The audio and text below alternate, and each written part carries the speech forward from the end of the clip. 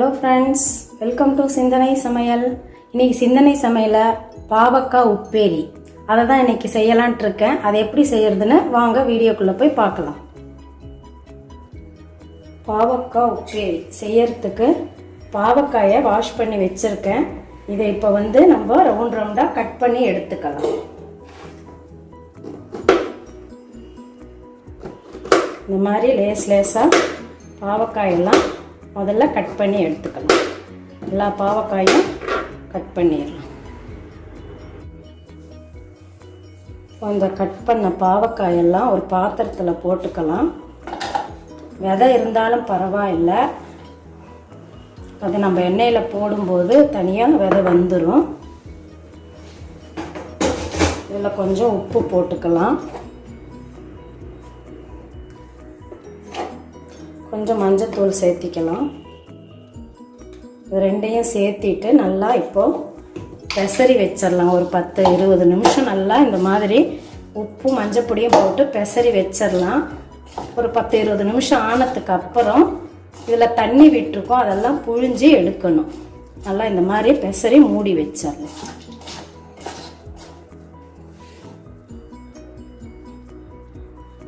இந்த மாதிரி பெசரி மூடி வச்சிடலாம்.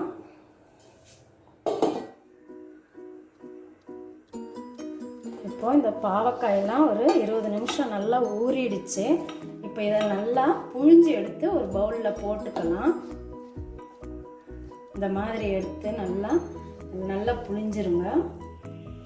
புழிஞ்சு இந்த பவுலில் எல்லாத்தையும் போட்டுக்கலாம். இது எதுக்கு இப்படி பண்ணுறதுன்னா, இதில் இருக்கிற கசப்பெல்லாம் கொஞ்சம் பாதி கம்மியாகிடும். பாவக்காயில் எப்போவுமே கசப்பு இருக்கும், ஃபுல்லாக போகாது. இருந்தாலும் ரொம்ப கசப்பெல்லாம் இருக்காது. அதனால் இந்த மாதிரி பண்ணிடலாம். நீங்கள் பொரியல் பண்ணும்போது கூட இந்த மாதிரி பண்ணிவிட்டு பொரியல் பண்ணிங்கன்னா கசப்பு கொஞ்சம் கம்மியாகும். இது எல்லாத்தையும் நம்ம புழிஞ்சு எடுத்துக்கலாம்.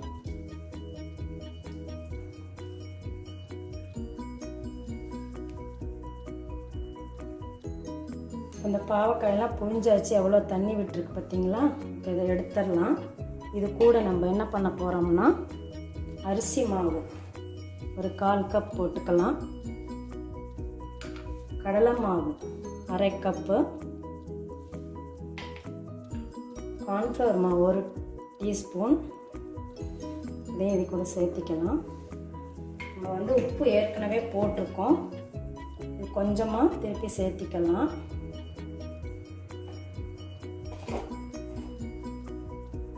மிளகாய்த்தூள் இதையும் இது கூட சேர்த்திக்கலாம். எவ்வளோ காரம் வேணுமோ அவங்கவுங்க வீட்டுக்கு தகுந்த மாதிரி போட்டுக்கலாம். பெருங்காயத்தூள் இதையும் சேர்த்திட்டு கொஞ்சமாக தண்ணி போட்டு நல்லா பிசைஞ்சுக்கலாம். ஃபஸ்ட்டு நல்லா பிசைவிக்கலாம். அதுக்கப்புறம் கொஞ்சம் கொஞ்சமாக தண்ணியை தெளித்து பிசைஞ்சுக்கலாம். இது கலந்த சாதம், சாம்பார் சாதம், ரசம் சாதம், தயிர் சாதத்துக்கெல்லாம் ரொம்ப நல்லா இருக்கும். உங்கள் வீட்டிலையும் இதை ட்ரை பண்ணி பாருங்கள். மறக்காமல் சிந்தனை சமையலை சப்ஸ்கிரைப் பண்ணுங்கள். உங்கள் கமெண்ட்ஸ் எல்லாம் சொல்லுங்கள் எப்படி இருக்குன்னு.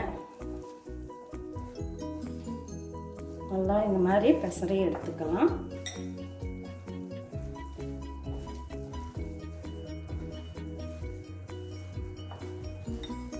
கொஞ்சம் தண்ணி தெளிச்சுக்கணும்.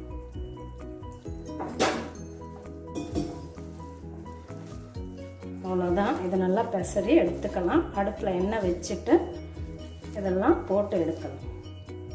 இந்த மாதிரி தான் இருக்கும்.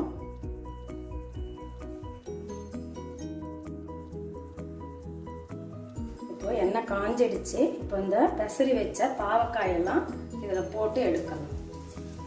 இந்த மாதிரி ஒன்று ஒன்றா உருட்டு விட்டு போடுங்க. தனித்தனியாக இருந்தால் நல்லா கரகரன்னு இருக்கும். சுட சுட சாப்பிட்றதுக்கு ரொம்ப நல்லா இருக்கும். இது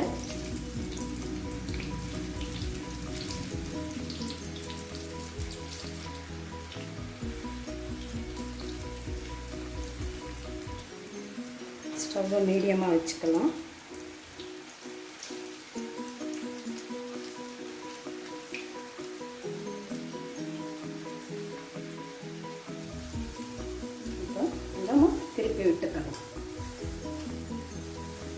நிமிஷம் கழித்து திருப்பி விட்டுக்கலாம்.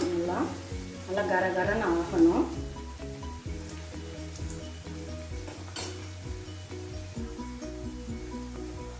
உப்பேரி நல்லா கரகரன்னு ஆயிடுச்சு. இப்போ இதை எடுத்துடலாம்.